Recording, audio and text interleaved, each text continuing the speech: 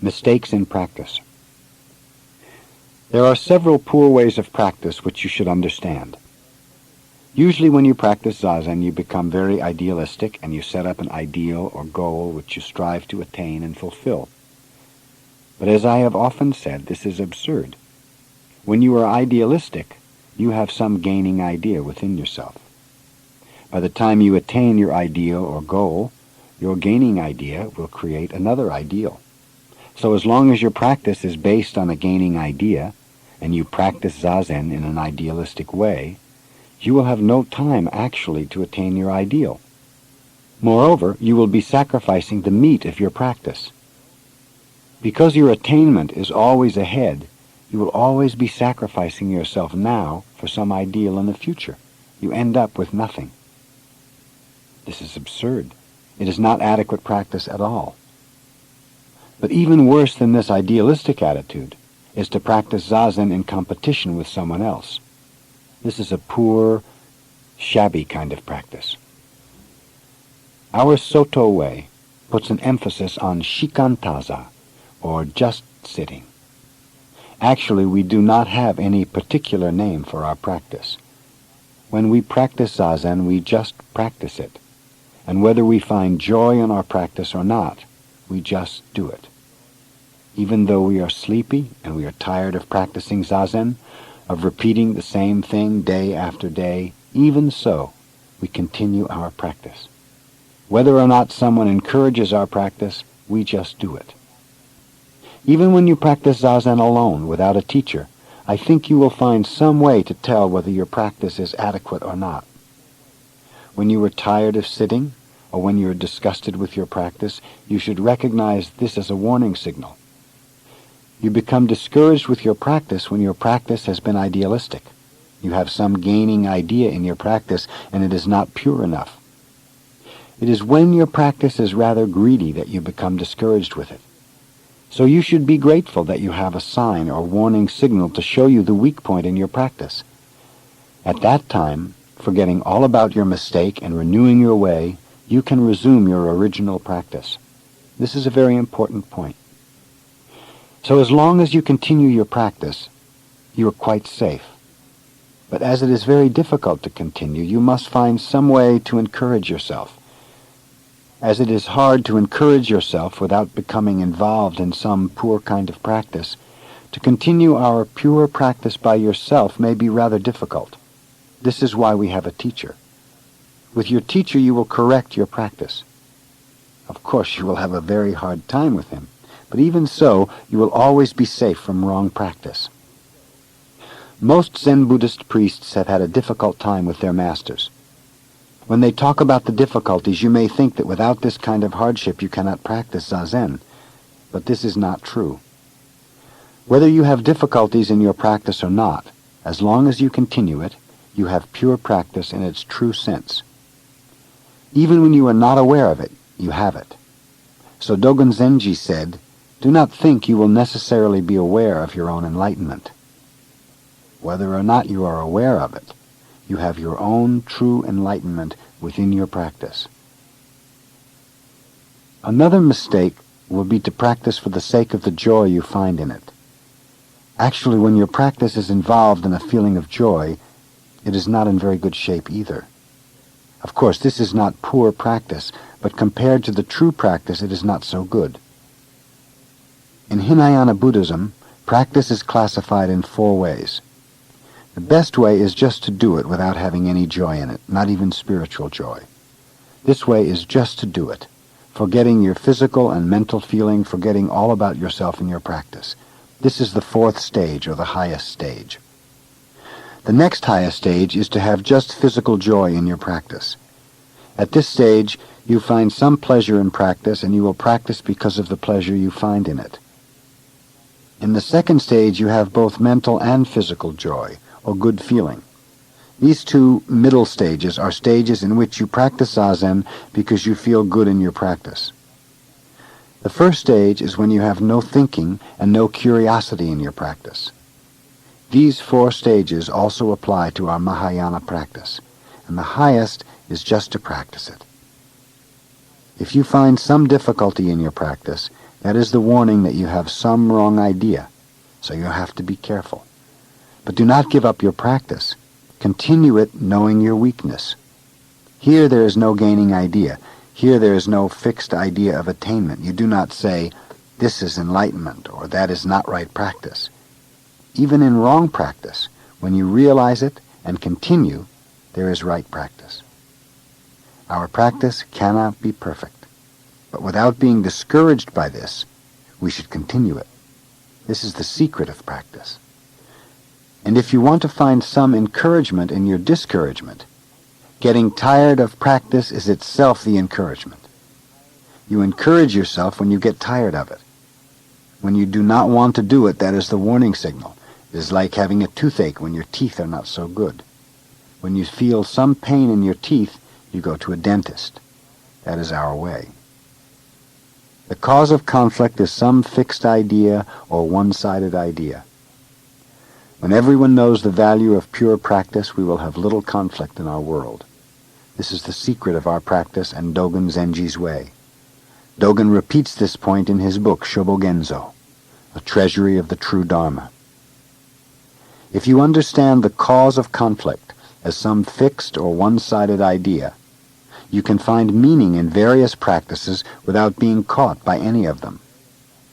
If you do not realize this point, you will be easily caught by some particular way, and you will say, this is enlightenment, this is perfect practice, this is our way, the rest of the ways are not perfect, this is the best way.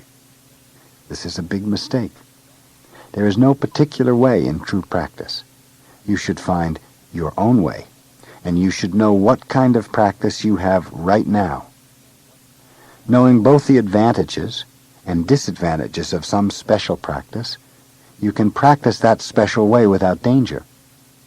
But if you have a one-sided attitude, you will ignore the disadvantage of the practice, emphasizing only its good part. Eventually you will discover the worst side of the practice and become discouraged when it is too late. This is silly. We should be grateful that the ancient teachers point out this mistake.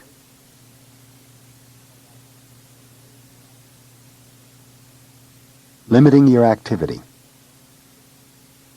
In our practice we have no particular purpose or goal, nor any special object of worship. In this respect, our practice is somewhat different from the usual religious practices. Joshu, a great Chinese Zen master, said, "A clay Buddha cannot cross water. A bronze Buddha cannot get through a furnace. A wooden Buddha cannot get through a fire." Whatever it is, if your practice is directed toward some particular object, such as a clay, a bronze, or a wooden Buddha, it will not always work. So as long as you have some particular goal in your practice, that practice will not help you completely. It may help you as long as you're directed toward that goal, but when you resume your everyday life, it will not work. You may think that if there is no purpose or no goal in our practice, we will not know what to do. But there is a way.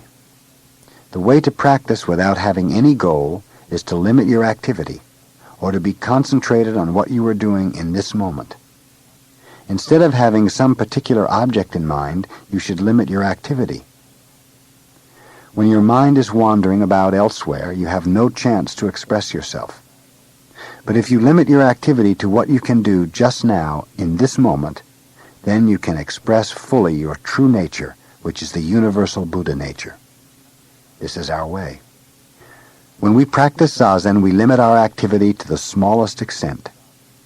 Just keeping the right posture and being concentrated on sitting is how we express the universal nature. Then we become Buddha, and we express Buddha nature. So instead of having some object of worship, we just concentrate on the activity which we do in each moment. When you bow, you should just bow. When you sit, you should just sit. When you eat, you should just eat. If you do this, the universal nature is there. In Japanese, we call it Ichigyo Zammai, or one-act samadhi. Sammai, or samadhi, is concentration. Ichigyo is one practice. I think some of you who practice Zazen here may believe in some other religion, but I do not mind. Our practice has nothing to do with some particular religious belief. And for you there is no need to hesitate to practice our way, because it has nothing to do with Christianity, or Shintoism, or Hinduism.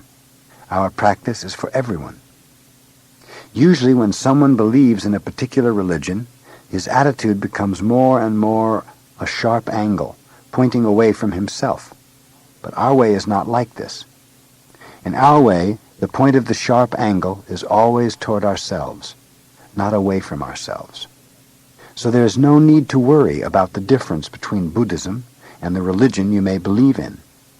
Joshu's statement about the different Buddhas concerns those who direct their practice toward some particular Buddha. One kind of Buddha will not serve your purpose completely. You will have to throw it away sometime, or at least ignore it. But if you understand the secret of our practice, wherever you go, you yourself are boss. No matter what the situation, you cannot neglect Buddha because you yourself are Buddha. Only this Buddha will help you completely.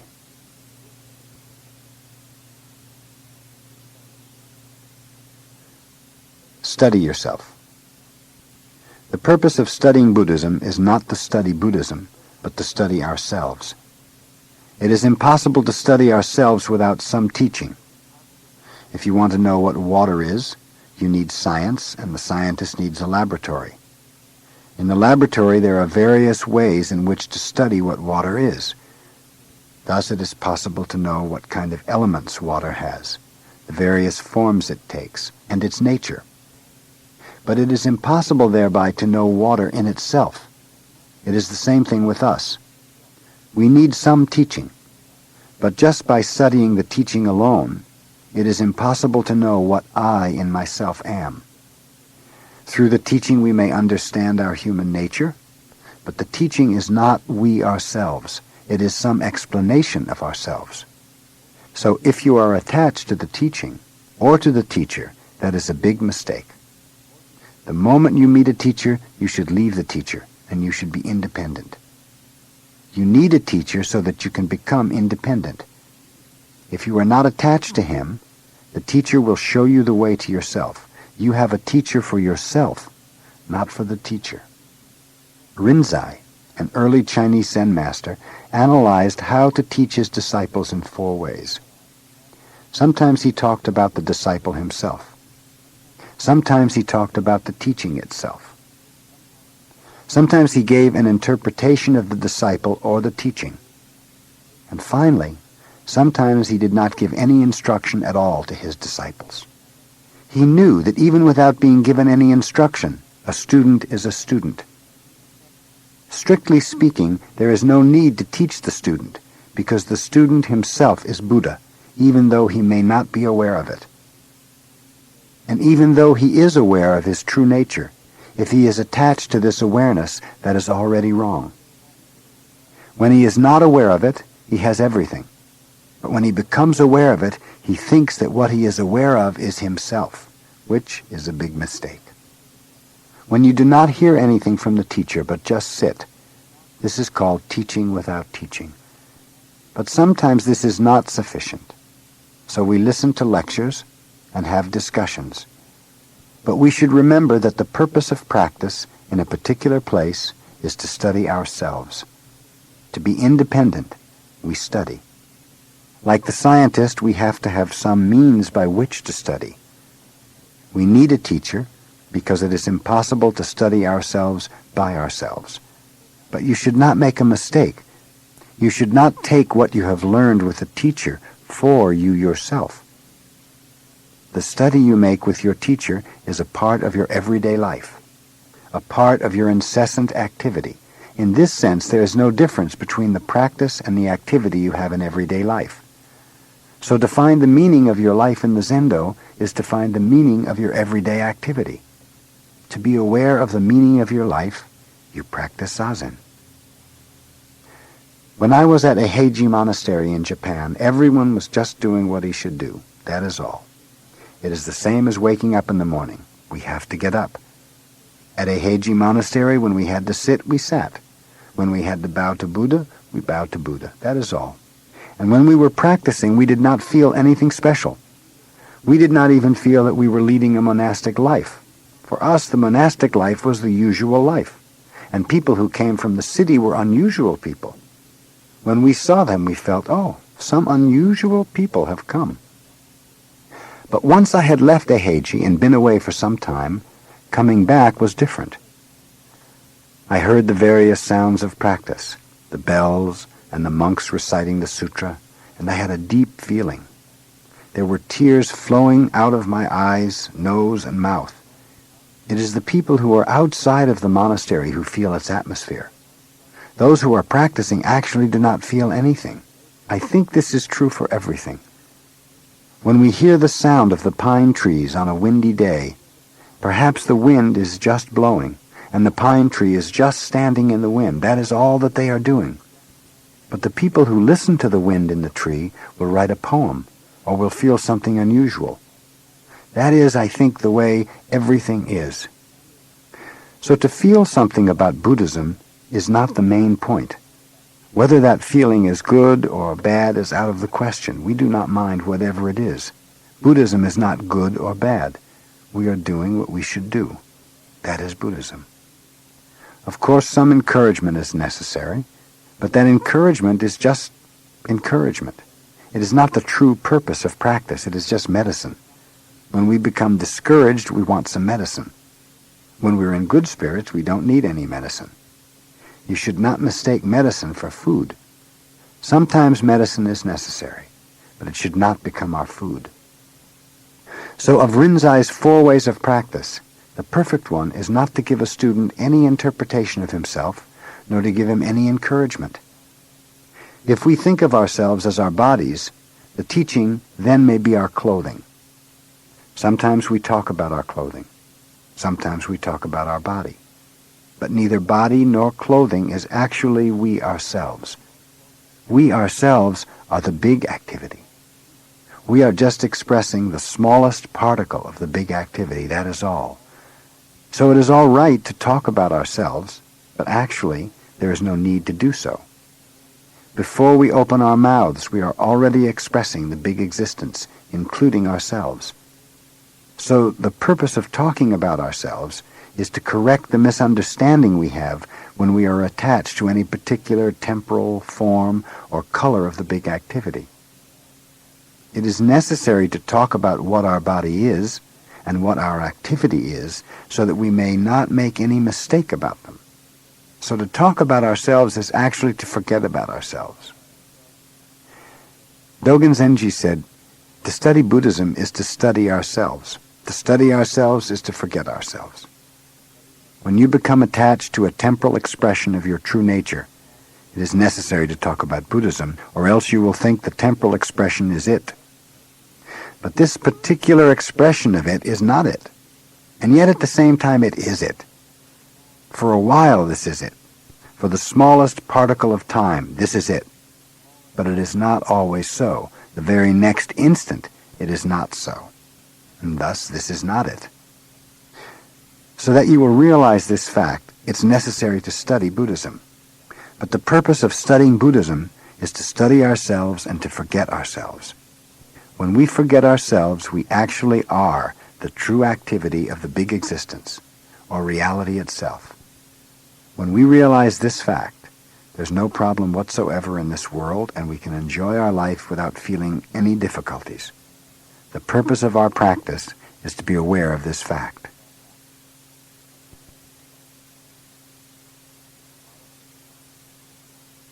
To polish a tile. Zen stories or koans are very difficult to understand before you know what we are doing moment after moment. But if you know exactly what we are doing in each moment, you will not find koans so difficult. There are so many koans. I have often talked to you about a frog, and each time everybody laughs. But a frog is very interesting. He sits like us too, you know. But he does not think that he's doing anything so special. When you go to a zendo and sit, you may think you are doing some special thing. While your husband or wife is sleeping, you are practicing zazen. You are doing some special thing and your spouse is lazy. That may be your understanding of zazen. But look at the frog. A frog also sits like us, but he has no idea of Zazen. Watch him. If something annoys him, he will make a face. If something comes along to eat, he will snap it up and eat, and he eats sitting. Actually, that is our Zazen, not any special thing. Here is a kind of frog koan for you. Baso was a famous Zen master called the Horse Master. He was the disciple of Nangaku, one of the 6th patriarch's disciples. One day while he was studying under Nangaku, Baso was sitting practicing Zazen. He was a man of large physical build. When he talked, his tongue reached to his nose. His voice was loud and his Zazen must have been very good. Nangaku saw him sitting like a great mountain or like a frog. Nangaku asked, "What are you doing?" "I am practicing Zazen," Baso replied. "Why are you practicing Zazen?" "I want to attain enlightenment. I want to be a Buddha," the disciple said. Do you know what the teacher did? He picked up a tile and he started to polish it. In Japan, after taking a tile from the kiln, we polish it to give it a beautiful finish. So Nangaku picked up a tile and started to polish it. Baso, his disciple, asked, "What are you doing?" "I want to make this tile into a jewel," Nangaku said. "How is it possible to make a tile a jewel?" Baso asked. "How is it possible to become a Buddha by practicing Zazen?" Nangaku replied. "Do you want to attain Buddhahood? There is no Buddhahood beside your ordinary mind. When a cart does not go, which do you whip, the cart or the horse?" the master asked. Nangaku's meaning here is that whatever you do, that is Zazen. True Zazen is beyond being in bed or sitting in the zendo. If your husband or wife is in bed, that is Zazen. If you think I'm sitting here and my spouse is in bed, then even though you are sitting here in the cross-legged position, that is not true Zazen. You should be like a frog always. That is true Zazen. Dogen Zenji commented on this koan. He said, "When the horse master becomes the horse master, Zen becomes Zen. When Baso becomes Baso, his Zazen becomes true Zazen and Zen becomes Zen. What is true Zazen? When you become you. When you are you, then no matter what you do, that is Zazen. Even though you are in bed, you may not be you most of the time. Even though you are sitting in the zendo, I wonder whether you are you in the true sense." Here's another famous koan. Zuikan was a Zen master who always used to address himself. "Zuikan," he would call, and then he would answer, "Yes? Zuikan? Yes." Of course, he was living all alone in his small zendo, and of course he knew who he was. But sometimes he lost himself. And whenever he lost himself, he would address himself. "Zuikan? Yes?"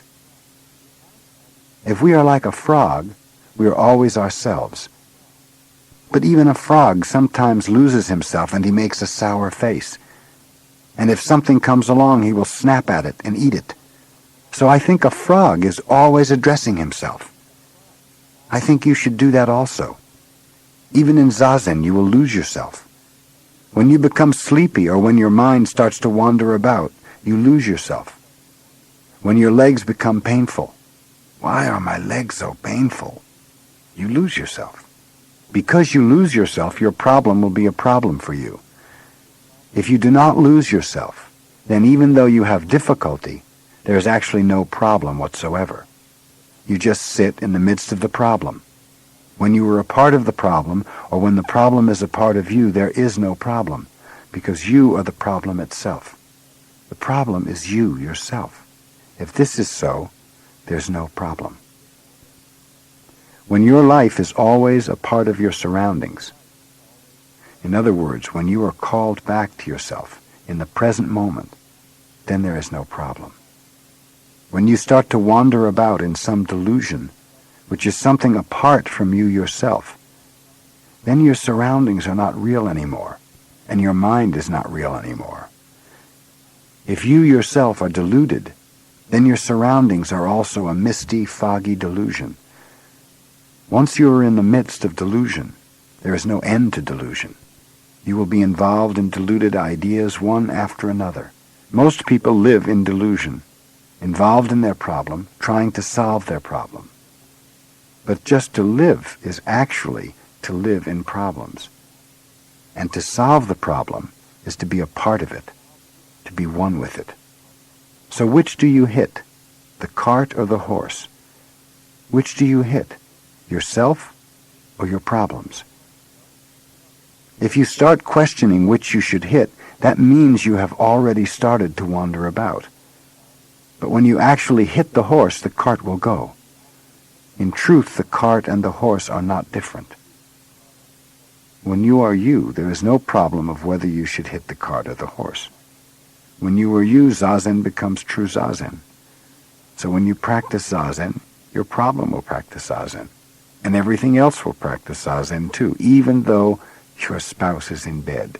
He or she is also practicing Zazen when you practice Zazen. But when you do not practice true Zazen, then there is your spouse and there is yourself, each quite different, quite separate from the other. So if you yourself have true practice, then everything else is practicing our way at the same time. That is why we should always address ourselves, checking up on ourselves like a doctor tapping himself. This is very important. This kind of practice should be continued moment after moment, incessantly. We say, when the night is here, the dawn comes. It means there is no gap between the dawn and the night. Before the summer is over, autumn comes. In this way, we should understand our life. We should practice with this understanding and solve our problems in this way. Actually, just to work on the problem, if you do it with single-minded effort, is enough. You should just polish the tile. That is our practice. The purpose of practice is not to make a tile a jewel. Just continue sitting. That is practice in its true sense. It is not a matter of whether or not it is possible to attain Buddhahood, whether or not it is possible to make a tile a jewel. Just to work and live in this world with this understanding is the most important point. That is our practice. That is true Zazen. So we say, when you eat, eat. You should eat what is there, you know. Sometimes you do not eat it. Even though you are eating, your mind is somewhere else. You do not taste what you have in your mouth. As long as you can eat when you are eating, you are all right. Do not worry a bit. It means you are you yourself. When you are you, you see things as they are, and you become one with your surroundings. There is your true self. There you have true practice. You have the practice of a frog. He is a good example of our practice. When a frog becomes a frog, Zen becomes Zen. When you understand a frog through and through, you attain enlightenment. You are Buddha. And you are good for others too. Husband or wife or son or daughter. This is Zazen.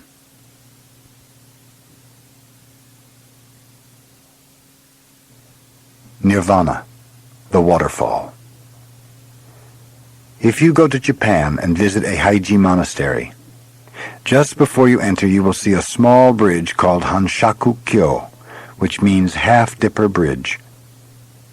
Whenever Dogen Zenji dipped water from the river, he used only half a dipperful, returning the rest to the river again, without throwing it away. That is why we call the bridge Hanshaku-kyo, half-dipper bridge. At a Heiji, when we wash our face, we fill the basin to just 70% of its capacity. And after we wash, we empty the water towards rather than away from our body. This expresses respect for the water. This kind of practice is not based on any idea of being economical. It may be difficult to understand why Dogen returned half of the water he dipped to the river. This kind of practice is beyond our thinking. When we feel the beauty of the river, when we are one with the water, we intuitively do it in Dogen's way. It is our true nature to do so. But if your true nature is covered by ideas of economy or efficiency, Dogen's way makes no sense. I went to Yosemite National Park, and I saw some huge waterfalls. The highest one there is 1,340 feet high, and from it the water comes down like a curtain thrown from the top of the mountain. It does not seem to come down swiftly as you might expect. It seems to come down very slowly because of the distance, and the water does not come down as one stream, but is separated into many tiny streams. From a distance it looks like a curtain. And I thought it must be a very difficult experience for each drop of water to come down from the top of such a high mountain. It takes time, a long time for the water finally to reach the bottom of the waterfall. And it seems to me that our human life may be like this. We have many difficult experiences in our life. But at the same time I thought the water was not originally separated, but was one whole river. Only when it is separated does it have some difficulty in falling. It is as if the water does not have any feeling when it is one whole river. Only when separated into many drops can it begin to have or to express some feeling. When we see one whole river, we do not feel the living activity of the water. But when we dip a part of the water into a dipper, we experience some feeling of the water, and we also feel the value of the person who uses the water.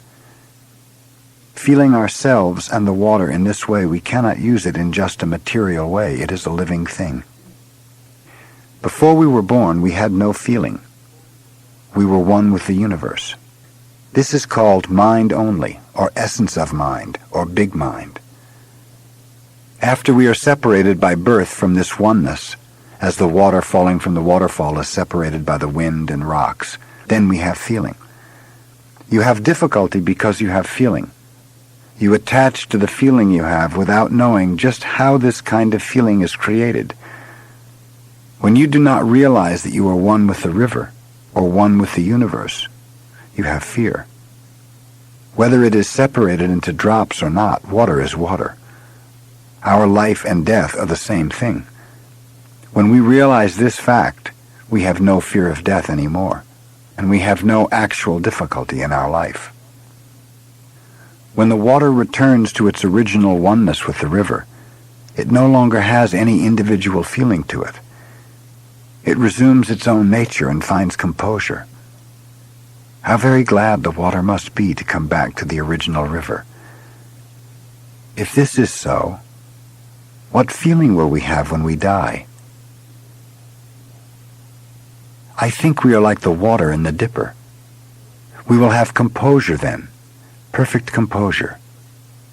It may be too perfect for us just now, because we are so much attached to our own feeling, to our individual existence. For us just now, we have some fear of death. But after we resume our true original nature, there is nirvana. That is why we say, to attain nirvana is to pass away. To pass away is not a very adequate expression. Perhaps to pass on, or to go on, or to join would be better. Will you try to find some better expression for death? When you find it, you will have quite a new interpretation of your life. It will be like my experience when I saw the water in the big waterfall. Imagine, it was 1,340 feet high. We say everything comes out of emptiness. One whole river or one whole mind is emptiness. When we reach this understanding, we find the true meaning of our life. When we reach this understanding, we can see the beauty of human life.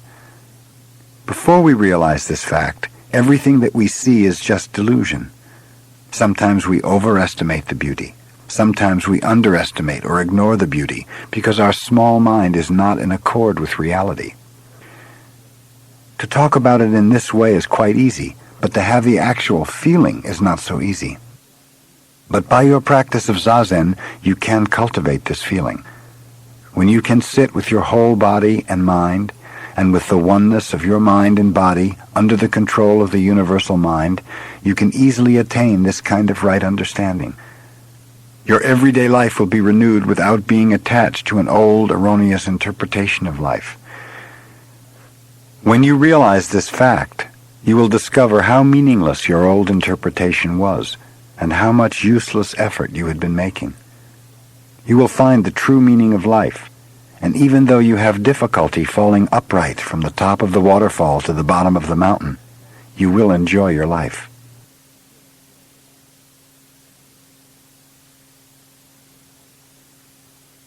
Part 3. Right Understanding. Traditional Zen Spirit.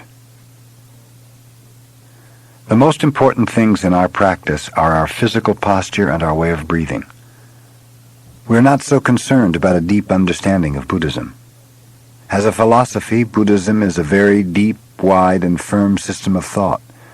But Zen is not concerned about philosophical understanding. We emphasize practice. We should understand why our physical posture and breathing exercise are so important. Instead of having a deep understanding of the teaching, we need a strong confidence in our teaching, which says that originally we have Buddha nature. Our practice is based on this faith. Before Bodhidharma went to China, almost all the well-known stock words of Zen were in use. For instance, there was the term sudden enlightenment. Sudden enlightenment is not an adequate translation, but tentatively I will use the expression. Enlightenment comes all of a sudden to us. This is true enlightenment. Before Bodhidharma, people thought that after a long preparation, sudden enlightenment would come. Thus, Zen practice was a kind of training to gain enlightenment.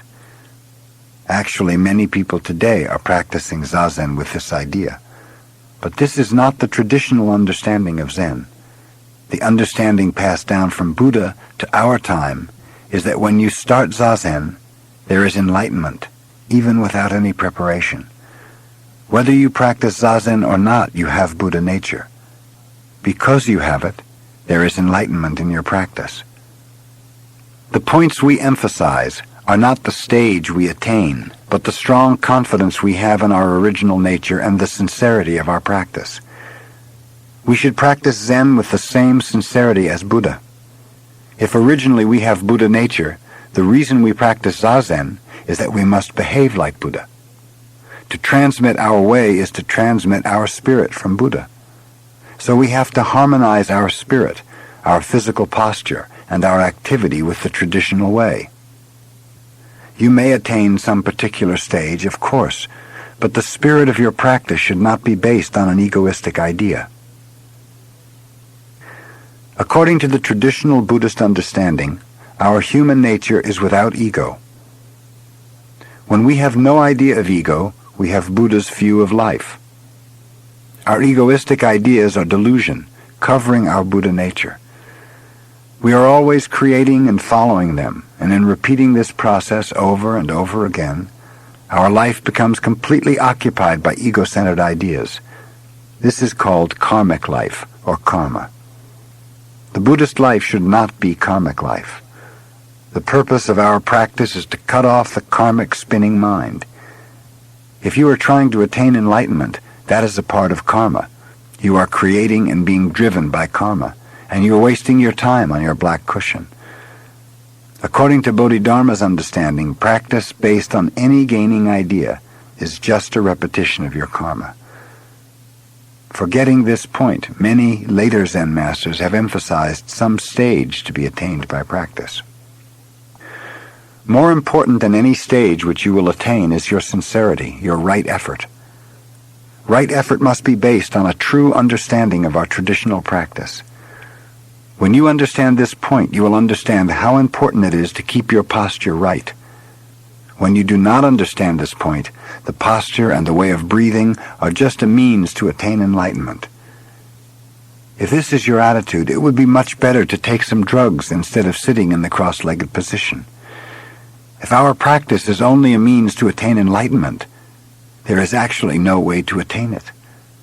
We lose the meaning of the way to the goal. But when we believe in our way firmly, we have already attained enlightenment. When you believe in your way, enlightenment is there. But when you cannot believe in the meaning of the practice which you are doing in this moment, you cannot do anything. You are just wandering around the goal with your monkey mind. You are always looking for something without knowing what you are doing. If you want to see something, you should open your eyes. When you do not understand Bodhidharma Zen, you are trying to look at something with your eyes closed. We do not slight the idea of attaining enlightenment, but the most important thing is this moment, not some day in the future. We have to make our effort in this moment. This is the most important thing for our practice. Before Bodhidharma, the study of Buddha's teaching resulted in a deep and lofty philosophy of Buddhism, and people tried to attain its high ideals. This is a mistake. Bodhidharma discovered that it was a mistake to create some lofty or deep idea and then try to attain it by the practice of zazen. If that is our zazen, it is nothing different from our usual activity or monkey mind. It looks like a very good, a very lofty and holy activity, but actually there is no difference between it and our monkey mind. That is the point that Bodhidharma emphasized. Before Buddha attained enlightenment, he made all possible efforts for us, and at last he attained a thorough understanding of the various ways.